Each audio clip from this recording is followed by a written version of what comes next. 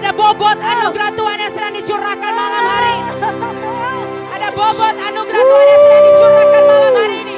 Woo! Jesus! More.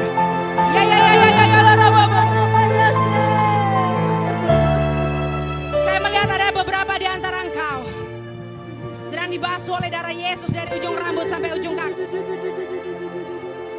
Dan Tuhan bilang, setiap masa lalumu sudah ditebus oleh kuasa darah Yesus.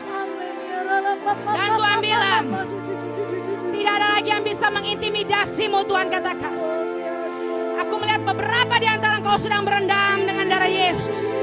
Dan Tuhan katakan, my blood is sufficient. Darahku cukup untuk menebus setiap engkau.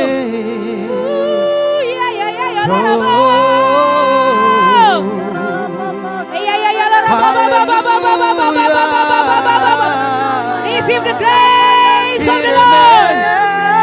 My God, receive the grace.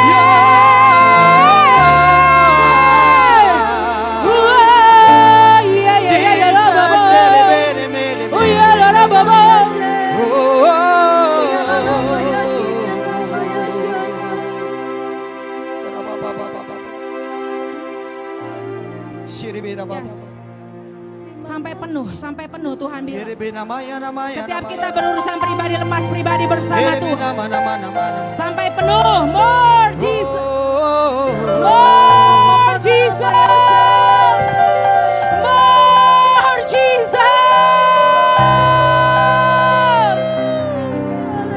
Yes. Sampai penuh. Pastikan kau penuh oleh anugerah Tuhan malam hari ini. Terus jangan ada yang berdiam diri. Karena anugerah sedang dicurahkan dengan dahsyat malam hari ini. Oh, Jesus is an old throne of grace. Surga terbuka di tempat ini. Dan anugerahnya sedang dicurahkan. Oh, ya. Oh, ya. Haleluya.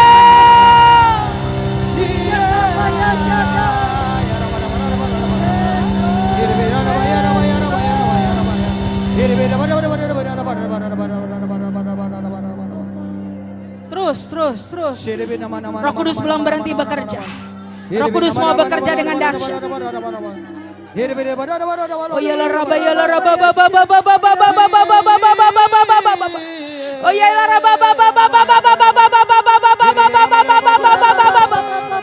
Oh ya la raba.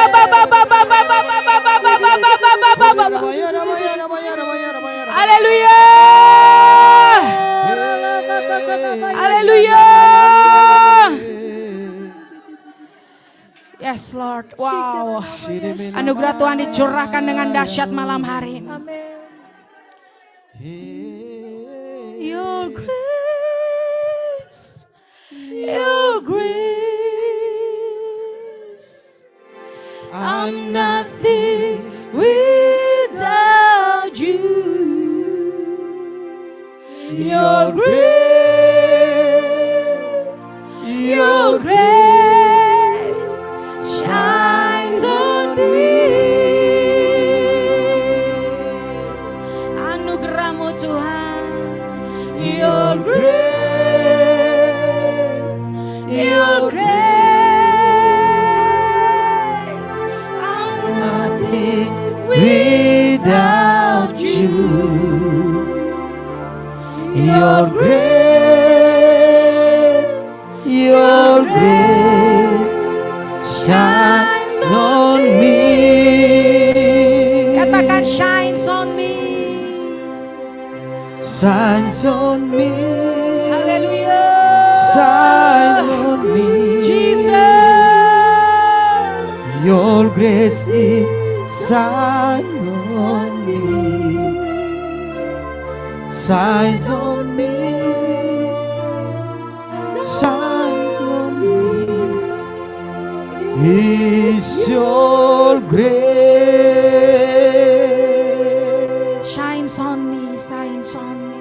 shines on me, Jesus, shine on we me. need your grace, Lord. Your grace shines on We need your grace, Lord. shines on me. We need your grace. Shines on me. Is your grace. Mari kita beri tepuk tangan yang paling meriah buat Tuhan kita. Haleluya. Haleluya. Yeay. Say haleluya. Haleluya.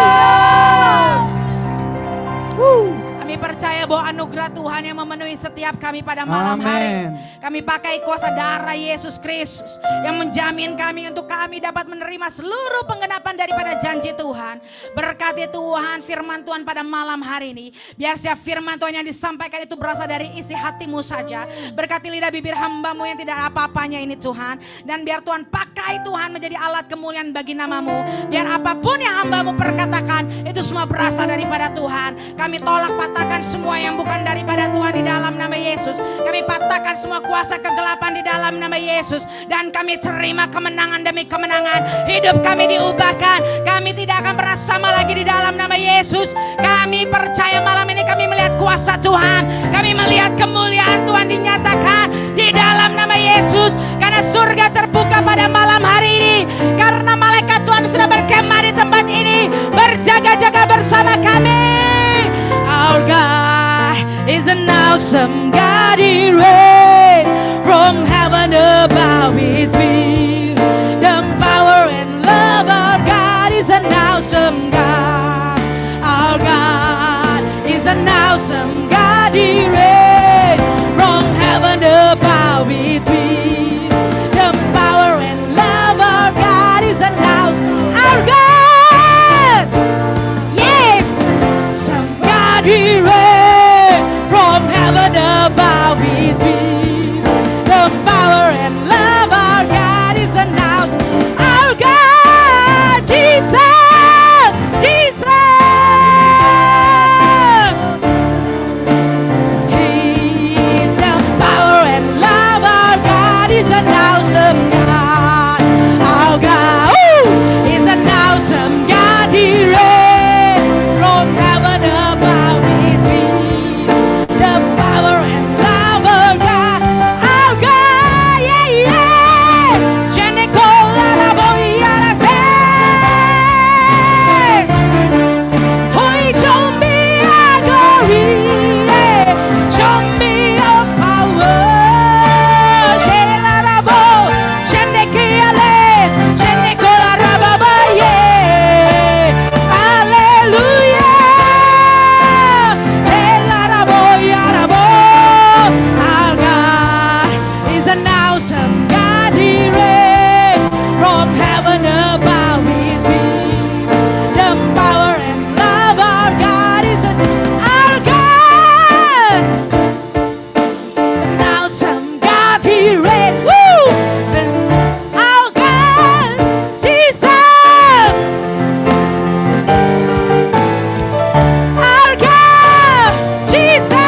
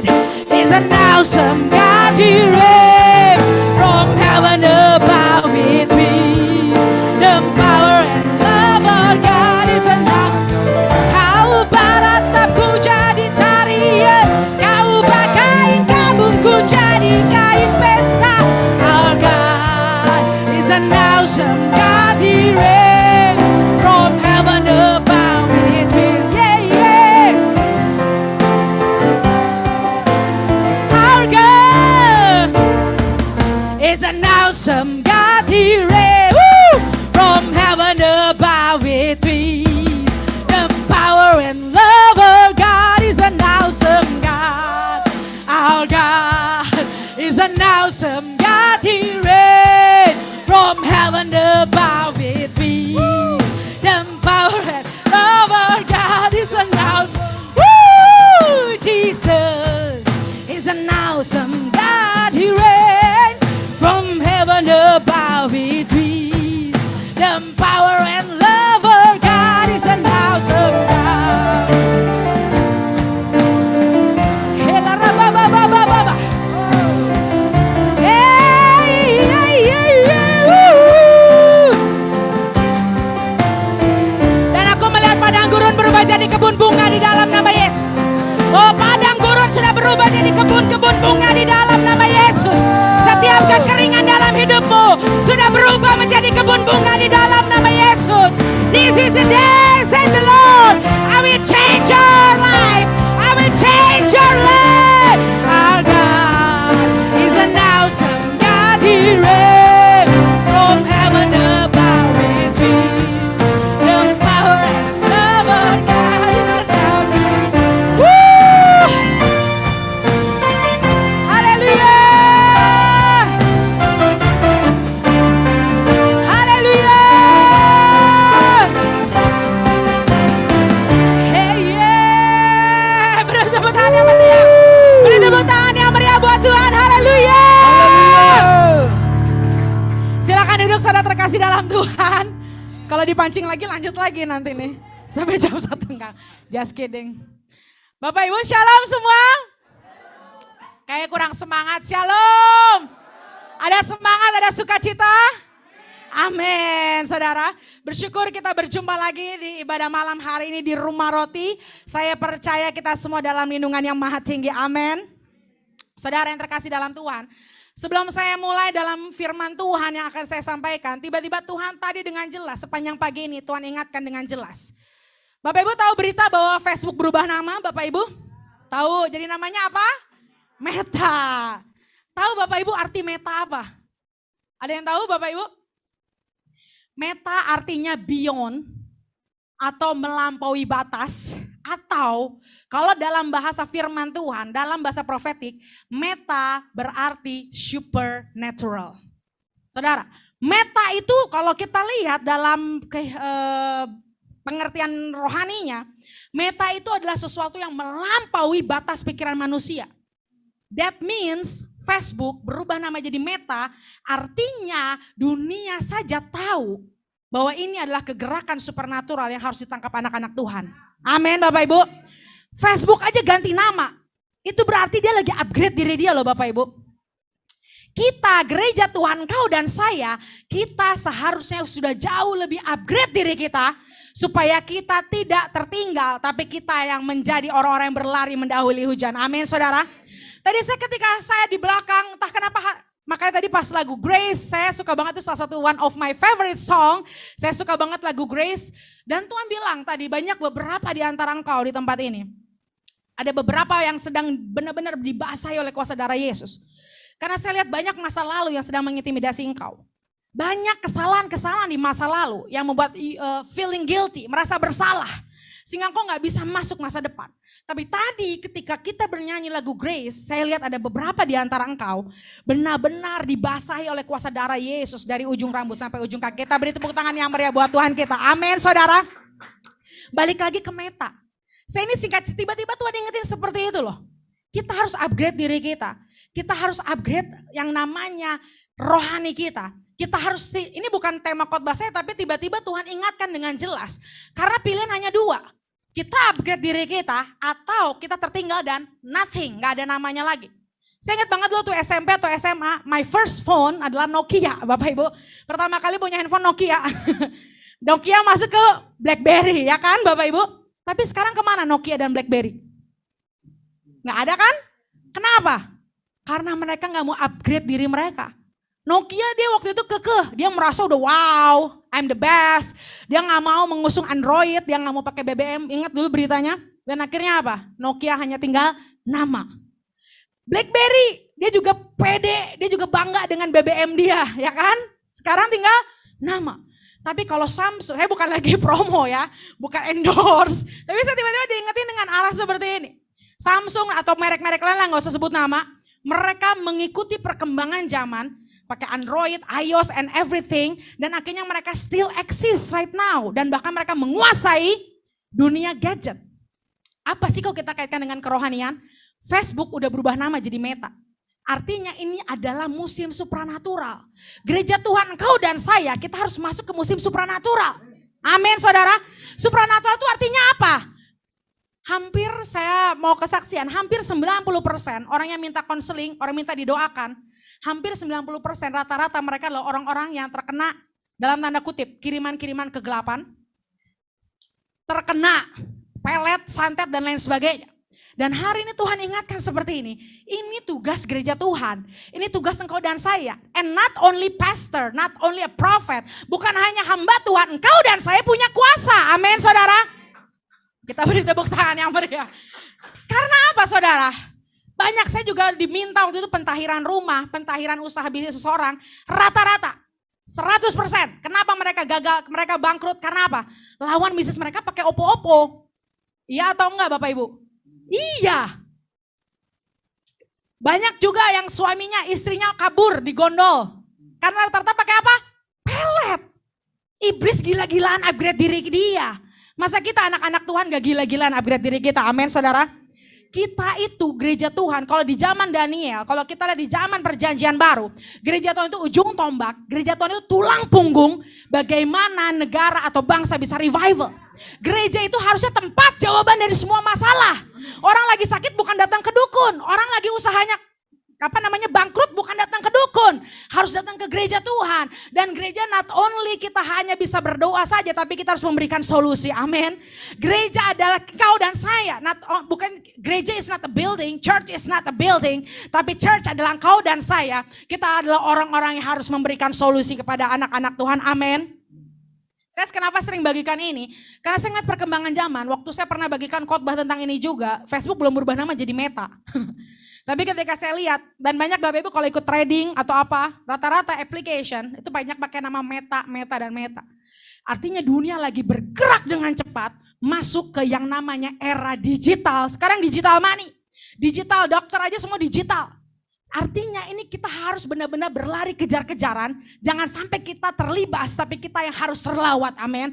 Kita harus menguasai itu semua. Anak-anak muda ketika kita ada di tempat ini, kita pakai semua kepintaran kita, apapun yang kita punya, kita mau menaklukkan itu semua untuk kemuliaan Tuhan.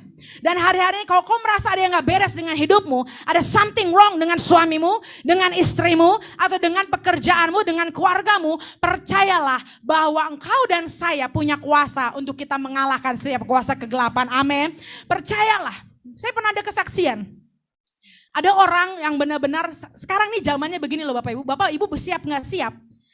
Bukan tugas pendeta, bukan tugas hamba Tuhan saja. Engkau dan saya, kita semua hamba Tuhan, anak Tuhan. Ada orang yang berpuluh-puluh kali diruqyah, nggak bisa-bisa. Akhirnya mereka carinya ke siapa? Anak Tuhan. Nah kalau kita ketakutan, kalau kita nggak punya kuasa, artinya gimana? Kita harus tunjukin Tuhan Yesus. Amin. Sekarang akan banyak seperti itu, karena saya lihat konten-konten YouTube, karena saya juga banyak mendalami tentang YouTube. Saya lihat banyak anak-anak muda sekarang, pokoknya konten itu paling dahsyat kalau dia berhubungan dengan horor.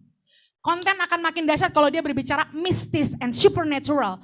Artinya iblis lagi mau ambil supernatural. Kita anak Tuhan itu yang kita harus rebut, ambil supernatural. Kita anak-anak Tuhan, kita gereja Tuhan yang harus upgrade diri kita supaya kita masuk era supernatural. Amin saudara. Itu yang saya mau bagikan di awal sebelum saya masuk khotbah. Karena saya tadi di belakang dapat tentang ini saudara. Bahkan Mahatma Gandhi, saya ingat banget kisah beliau. Beliau sangat suka dengan kekristenan. Beliau believes to Jesus, but Mahatma Gandhi tidak percaya dan tidak suka dengan kekristenan. Dia suka Tuhan Yesus, dia cinta Tuhan Yesus, tapi dia gak suka kekristenan. Why? Karena pintu gereja terkadang terlalu tebal dengan namanya tembok agamawi. Karena terkadang pintu gereja terlalu tebal dan terlalu kudus. Sehingga akhirnya kita gak bisa melihat orang-orang di luar sana yang sedang menjerit membutuhkan tangan kita. Berapa banyak kita memandang sebelah mata buat orang di luar sana. Gereja kalau saya sedang mempush diri saya. Kalau kita mau memenangkan jiwa, bukan perpindahan. Perpindahan dari gereja A ke gereja B. Itu bukan penambahan jiwa Bapak Ibu, mobilisasi. Ya. Tapi ketika kita berdoa, karena saya sangat suka lah tentang supernatural, karena beberapa waktu ini Tuhan banyak kirimkan dari rekan-rekan kita yang Buddha. Rekan-rekan kita yang dari agama lain. Kalau kita datang ke mereka ngomong, Tuhan Yesus dahsyat. Ya dia gak akan percaya. Tapi kalau kita tunjukkan dengan bukti, aku bernubuat, aku melihat bahwa engkau dalam 3 bulan bisnismu akan meledak misalkan. Aku melihat bahwa engkau tiap malam gak bisa tidur karena sesuatu yang menyerang kau. Dia lihat, wow Tuhanmu dahsyat, Tuhanmu luar biasa. Disitulah kita menunjukkan kuasa Tuhan. Ini waktunya gereja seperti itu, amin. Ketika ada orang-orang yang gak mempan didoain oleh siapapun. Tapi ini waktunya anak-anak Tuhan yang berdoa demikian. Makanya hari-hari ini kita sangat concern dengan orang-orang yang not believers. Karena kita yakin bahwa ini waktunya di musim PB, saya pernah bagikan di 5782. Ini waktunya rumah Tuhan harus penuh. Ini waktunya penginjilan ada di jalan-jalan, di engkau dan saya. Ini waktunya kita yang memakai kuasa dan otoritas kerajaan surga untuk membawa seluruh anggota keluarga kita untuk masuk dalam rumah Tuhan. Amin saudara. Kita akan masuk firman Tuhan. Jadi itu pengantarnya tadi saya dapat di belakang. Bahwa kita harus masuk di supernatural realm. Kita harus masuk ke dimensi supernatural. Karena saya lihat nanti yang datang ke rumah roti adalah orang-orang yang memerlukan hal seperti itu. Karena saya lihat orang-orang di rumah roti itu seperti bengkel saya lihat. Reparasi. Jadi orang-orang yang broken, orang-orang yang penuh masalah akan datang. Seperti gua adulam. Amin. Gua adulam tapi akhirnya ketika di tempat ini dilatih, diberi makan, diberi makan rohani Bapak Ibu. Dilatih, dididik, akhirnya mereka menjadi pasukan-pasukan yang luar biasa. Amin. Semua beri tepuk tangan yang meriah. Semangat. Seperti gua adulam, Tuhan akan mengubah dari seorang yang bagi dunia tidak ada apa-apanya, tapi orang itu akan menaklukkan dunia dan akan mempermalukan orang yang pintar bagi dunia. Amin saudara. Mari tanpa panjang lebar, udah 8:30 ya ternyata. Mari kita buka firman Tuhan saudara. Saya sudah dapat dari minggu lalu mengenai firman ini, entah kenapa saya mau ganti tadinya. Berkali-kali saya mau ganti, tiba-tiba Tuhan terus suruh sampaikan mengenai kisah ini. Jadi saya akan bawakan mengenai kisah Hagar dan Ismail. Saya tanya kenapa harus kisah Hagar dan Ismail.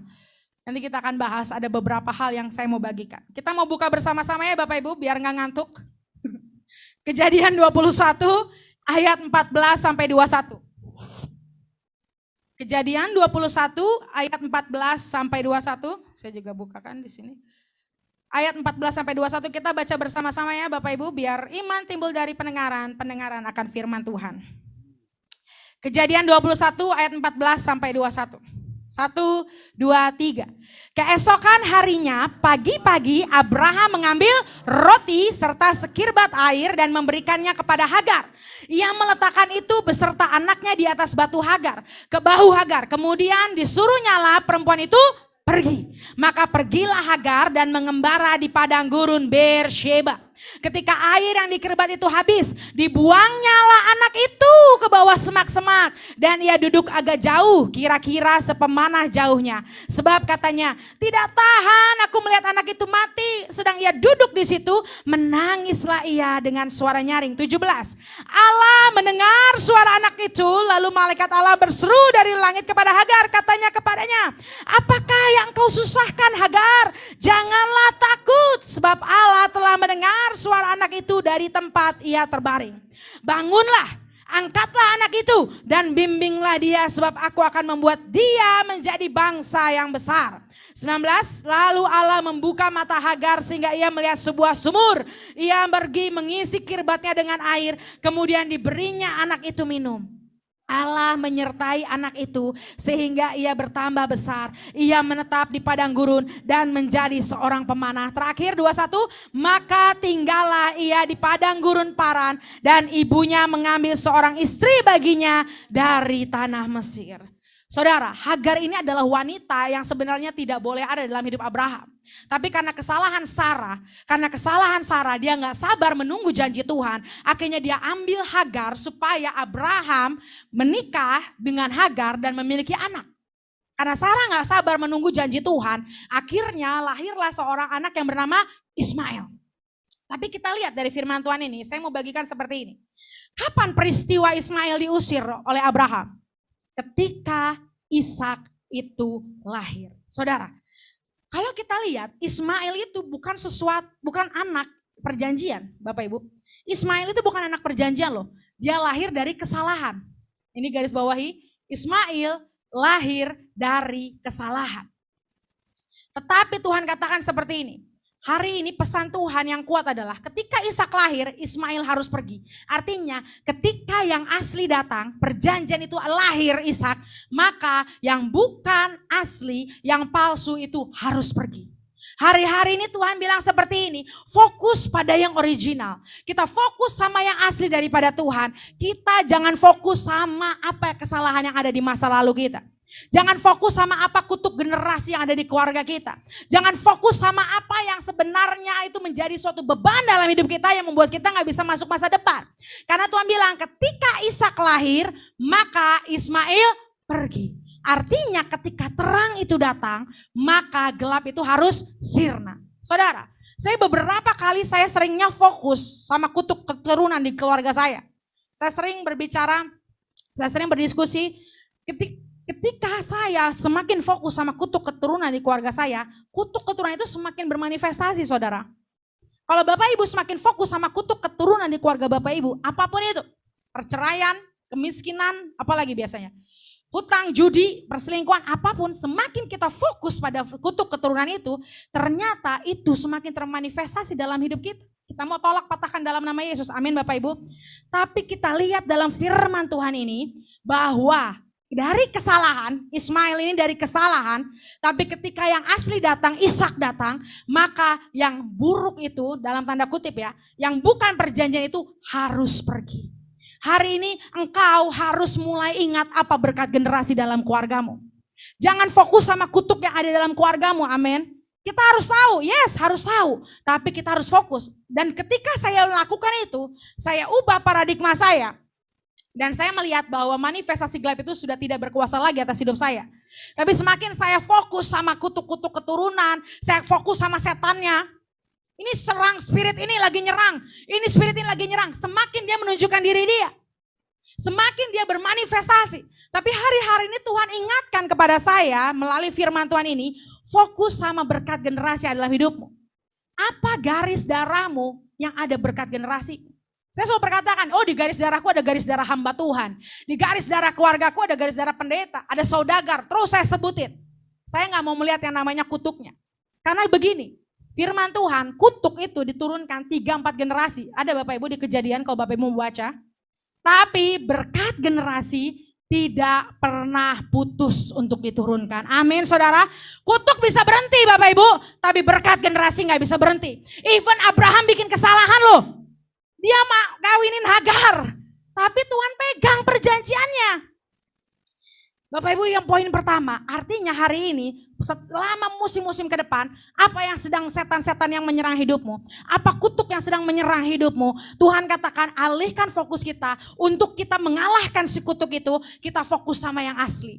Jadi ketika saya melihat keadaan hidup keluarga kita, kalau Bapak Ibu melihat keadaan keluarga Bapak Ibu, jangan fokus, memang keluarga saya mah bla bla bla. Jangan sampai satu patah pun keluar dari mulutmu yang mengutuki keluargamu sendiri. Tapi hari-hari ini klaim janji Tuhan bahwa berkat generasi di keluargaku, dulu kakek nenekku ada yang hamba Tuhan. Klaim itu. Pengusaha hidupnya berbahagia, kita klaim. Dan ketika terang itu datang, maka gelap itu harus pergi. Amin, saudara terkasih dalam Tuhan. Jangan fokus sama kutuknya, fokus sama terang Tuhan, fokus sama janji Tuhan. That's why kenapa saya bertahun-tahun peperangan rohani, kenapa? Kayaknya alot banget. Karena Tuhan bilang, kamu fokus sama setannya. Fokus sama kutuknya. Kita harus tahu, tapi fokus kita bukan karena kita mau ngalahin dia. Fokus kita karena kita percaya ada berkat generasi, ada janji Tuhan atas hidupku. Jadi ketika hari ini keluarga kita belum dipulihkan, kita jangan fokus sama spirit-spirit yang sedang mengikatnya. Tapi kita bilang gini, aku percaya bahwa keluargaku diberkati. Berkat generasi dari keluargaku, anak cucunya, keturunannya adalah anak-anak Tuhan orang percaya. Dan anak cucu orang-orang percaya tidak akan pernah meminta-minta. Declare the word of God. Amin Bapak Ibu. Declare pembalikan keadaan. Dan kita akan melihat bahwa semua yang palsu, semua yang bukan daripada Tuhan, dia harus menyingkir di dalam nama Yesus. Kita beri tepuk tangan yang meriah buat Tuhan kita. Haleluya. Yang kedua, Bapak Ibu, lihat di ayat selanjutnya. Abraham mengusir kan si Hagar sama Ismail.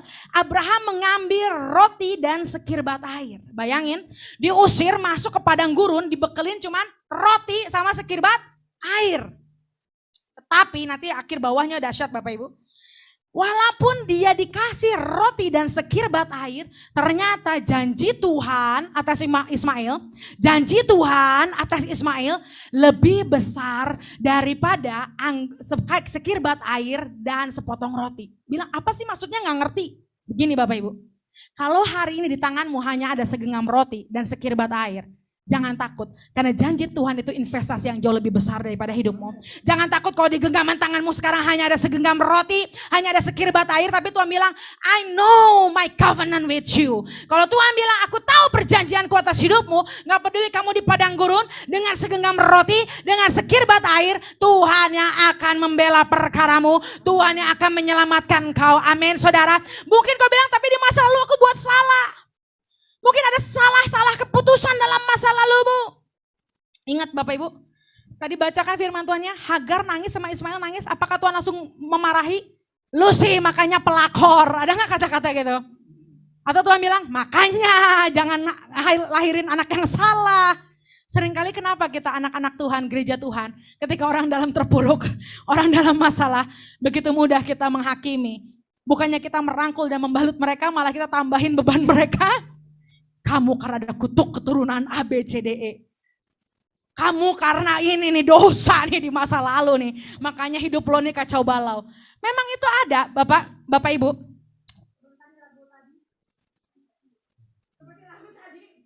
tadi tentang grace. Lagu tadi tentang grace Bapak Ibu. Lagu tadi tentang grace. Tuhan penuh anugerah. Tapi Tuhan juga Allah yang adil. Tuhan Allah yang adil tapi juga penuh anugerah. Jangan kita pandang satu sisi aja Bapak Ibu. Kita menganggap Bapak kita Bapak yang galak. Kalau salah pasti dihukum tanpa ada kasih. Tapi kebalikannya, jangan kita pandang Bapak kita pasti ngampunin gak ada konsekuensi. Keadilan dan anugerah Tuhan berjalan seiringan. Kalau kita udah kebanyakan sering ketika kita berdoa, konseling kebanyakan digebugin, ini waktunya hari ini Tuhan bilang anugerah Tuhan yang membalut setiap luka kita. Hagar nangis, Ismail nangis, bayangin diusir suaminya di padang gurun. Itu kisahnya menyedihkan Bapak Ibu. Udah yang nyuruh nikah Sarah, istri pertamanya, bayangin Bapak Ibu. Punya anak, diusir, anaknya udah lahir, bayangin perasaan Hagar Bapak Ibu. Dan akhirnya ketika itu terjadi, Tuhan gak datang dan marahin. Lu emang wanita yang bikin rese, gak bilang gitu kan Tuhan. Yang pertama Tuhan lakuin, Tuhan datang malaikatnya dan ngasih dia air Bapak Ibu. Di tengah kesalahan kita, di tengah kesalahan kau, ke tengah kesalahan masa lalu kita, ada anugerah Tuhan yang mau membalut setiap luka kita. Kalau dunia hari-hari ini sering menghakimi engkau, kalau dunia hari-hari ini sering menuduh, menjudge engkau, tapi Tuhan sedang datang bilang seperti ini, aku mau memulihkan engkau.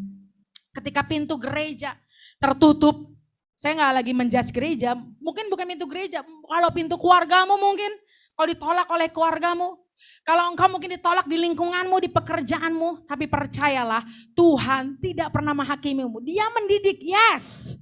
Ada konsekuensi, yes. Tapi cinta dan kasih Tuhan gak pernah berhenti. Amin saudara. Itu poin yang kedua. Yang ketiga dengan cepat, karena saya kaget juga ya, karena tadi keasikan mungkin. Supaya Bapak Ibu gak kemalaman kan, karena yang di Zoom gak tahu ada berapa orang mau didoain kan. Yang ketiga, Bapak Ibu, jadi itu yang pertama, kalau kita fokusnya hanya kita fokus perjanjian yang Tuhan berikan pada hidup kita. Yang kedua, kita hari-hari ini percaya investasi terbesar adalah janji Tuhan. Gak peduli di tanganmu hanya segenggam roti, segenggam kirbat. Yang ketiga, si Hagar ini ibu loh, ini seorang ibu. Tiba-tiba air di kirbat itu habis.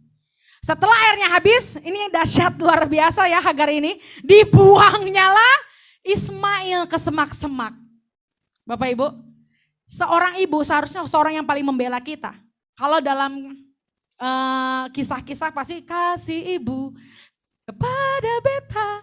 Tapi di kisah ini seorang Hagar pun dia udah di titik terendah dalam hidup dia. Dan Ismail dibuang karena airnya itu sudah habis. Hari-hari Tuhan bilang seperti ini, ketika kau dalam titik terendah dalam hidupmu, bahkan gak ada satupun yang menolong engkau, bahkan orang yang paling kau cintai menyakiti engkau dan meninggalkan kau, tapi Tuhan tidak pernah meninggalkan kau. Ismail bayangin dia udah haus di padang gurun, dia dilemparkan ke semak-semak. Tuhan gak pernah menyerah, bahkan mungkin kau menyerah dengan dirimu sendiri. Saya melihat ada beberapa di antara kau kadang desperate, udah banyak hamba Tuhan doain kau A, B, C, D.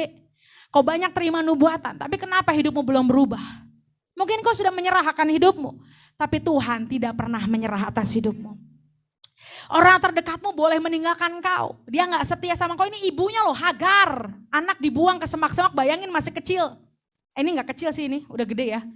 Ya udah remaja lah ini, karena kan beda umurnya sama Ishak lumayan ya, Ismail sama Ishak. Bayangin si Ismail dibuang Bapak Ibu, 14 tahun beda umurnya kan. Waktu punya Ismail, Abraham umur 86 tahun. Waktu punya Ishak, Abraham umur 100 tahun. Bayangin dibuang. Dan hari-hari ini Tuhan bilang seperti ini. Walaupun dunia meninggalkan engkau, Tuhan tidak pernah meninggalkan engkau. Walaupun seorang ibu, bahkan bapakmu, bahkan orang terdekat dalam hidupmu sedang meninggalkan engkau. Tapi Tuhan tidak pernah menyerah, memperjuangkan janjinya atas hidupmu. Dan Tuhan sedang bernyanyi ini untuk kita semua. I will stand by you. I will help you through. When you've done all you can do. And you can't cope. I will dry your eyes. I will fight your fight. I will hold you tight. And I won't let go. Tuhan sedang bilang pribadi lepas pribadi. I will stand by you. Kalau bahkan kau menyerahkan hidupmu. Kalau bahkan kau gak ada alasan lagi untuk berharap. I will stand by you. Tuhan yang berdiri di sampingmu. Dan dia yang memperjuangkan janji Tuhan atas hidupmu. Kau mungkin udah lemah gak bisa memperjuangkan janji Tuhan lagi atas hidupmu. Tapi Tuhan yang akan memperjuangkan janjinya atas hidupmu. Ada amin Bapak Ibu. Kita beri tepuk tangan yang meriah buat Tuhan. Dan Tuhan sedang berteriak hari ini. I will stand by you. Aku akan berdiri di sampingmu. Dan akan membawa engkau menuju janji Tuhan yang penuh kemenangan. Haleluya. Selanjutnya ayat ke-16. Dan ia duduk agak jauh, kira-kira sepemanah jauhnya. Sebab katanya, tidak tahan aku melihat anak itu mati. Sedang ia duduk di situ, menangislah ia dengan suara nyaring. Bapak Ibu, ini ada perbedaan ya. Hagar menangis, Ismail juga menangis. Tapi yang didengar Tuhan tangisan siapa Bapak Ibu? Ismail. Hagar menangis, Ismail menangis, tetapi yang didengar Tuhan adalah tangisan Ismail. Apa maksudnya Bapak Ibu? Bukan seberapa kencang kau menangis, bukan seberapa kencang kau berteriak sama Tuhan, tapi Tuhan sedang melihat siapa yang sedang menangis Bapak Ibu. Tuhan sedang melihat perjanjian apa yang ada dalam hidupmu, yang membuat Tuhan gak tahan untuk dia datang kepadamu dan menjawab doamu. Hagar, hari-hari ini kita harus miliki tangisan seperti Ismail. Artinya apa? Tangisan yang murni butuh pertolongan Tuhan. Kalau Hagar, kalau kita lihat dia pasti udah sakit hati sama Sarah. Dia pasti sakit hati sama Abraham. Dia pasti pahit banget lukanya. Sampai air mata yang dia keluarkan bukan air mata minta berdoa pertolongan. Tapi air mata pahit. Air mata mungkin air mata dendam. We don't know, gak tertulis di Alkitab. Tapi kalau kita lihat yang Tuhan dengar adalah air mata Ismail. Saudara, hari-hari ini ketika kita datang sama Tuhan, jangan pakai embel-embel. Jangan kita nangis seolah-olah kita butuh pertolongan Tuhan, tapi di hati kita terdalam, gue pengen nunjukin ke dia. Atau mau balas dendam, atau karena pahit, atau karena kecewa, atau karena marah. Tuhan hari-hari ini sedang melihat tangisan yang murni berasal dari dalam hati kita. Tangisan Ismail karena dia haus. Haus, air kirbatnya habis dibuang ke semak-semak. Dia gak mikir pelakor, gak mikir si Sarah. Yang dia tahu dia butuh pertolongan Tuhan, dia nangis. Tapi Hagar kenapa gak didengar Tuhan? Karena Hagar kalau kita lihat, dia air matanya dia adalah air mata penuh pahit, air mata penuh kecewa, air mata penuh dia kemarahan. Hari-hari ini kalau Tuhan sedang menemplak setiap kita, dalam doa-doa kita cek, kita cross check. Apakah dalam doa kita masih ada kemarahan?